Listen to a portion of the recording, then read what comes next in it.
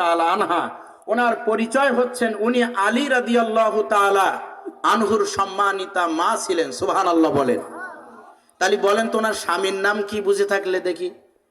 আমতলের মানুষ কেমন ইতিহাস জানে, বলেন তো আলী রাদিয়াল্লাহু তাআলা আনহুর বাপের নাম কি ছিল? আবু তালেব।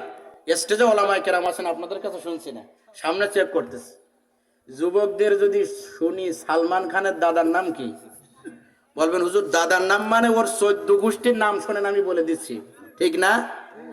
ওই যুবকের কাছে যদি শুনি বলো তো আল্লাহর রসুলের কয়জন মেয়ে ছিল, বলতে পারবে না, ঠিক না বলেন? এইভাবে এই দেশটাকে গড়া হচ্ছে। ফাতেমা বিনতে আসাদ, যিনি ছিলেন নবীজির আপন চাচি, সুবহানাল্লাহ বলেন। কি ছিলেন? আপন চাচি ছিলেন। চাচা ঈমান না এনে, ইসলাম না মেনে জাহান্নামে যায়, আর চাচি ইসলাম মেনে ঈমান এনে, মডেল ঈমান এনে নবীর কাঁধে উঠে কবরে যায়। ওনার জীবনের বিশেষত্ব হলো নবীজি প্রথম তার মৃত্যুর পরে বলেছেন, সাহাবীরা আমার মাকে সুন্দরভাবে গোসল করাও, সুন্দরভাবে কাফন পরাও। সুন্দরভাবে কাফন করে যখন খাটিয়া কবরের দিকে নিয়ে যাওয়া হচ্ছে, পৃথিবীর ইতিহাসের বিরল ঘটনা, রাহমাতুল্লিল আলামিন তার খাটিয়ায় কাঁধ লাগিয়েছে। সুবহানাল্লাহ। নবীজি কাঁধ লাগালেন, কাঁধ মোবারক লাগিয়ে কবরের দিকে নিয়ে যাচ্ছেন, কবরে নামালেন, এবং কবরে নামানোর পরে ওনাকেও তিনি কোলে করে নিয়ে বলছেন, আল্লাহ, ঈমান আনার পর থেকে আমার চাচি জান ইসলামের জন্য যা করেছে, যে অবদান তার রয়েছে, ও আমার মালিক, আরশের মালিক, আমি তাকে কোনোদিন ইসলামের একটা বিধান অমান্য করতে দেখি নাই।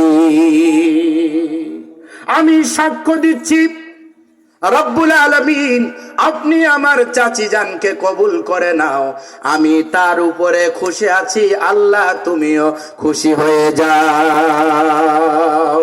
সুবহানাল্লাহ।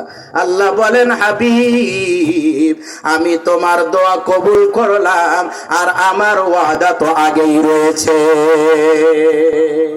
শর্ত কি ছিল? মডেল ঈমান, কোরআন যেভাবে বলেছে।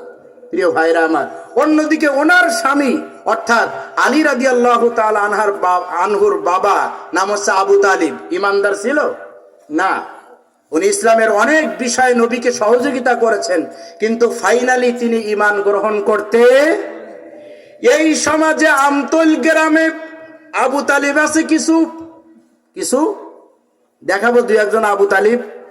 এই দেখেন, কিছু আবু তালিব আছে, এই মাহফিল থেকে চিন্তা করে আগামীকাল সকাল থেকে আমি আর নামাজ ছাড়বো না, চিন্তা করে। আবার পাশের থেকে একজন বলে, কিরে তুই কি আল্লাহর ওলি হয়ে গেলি না?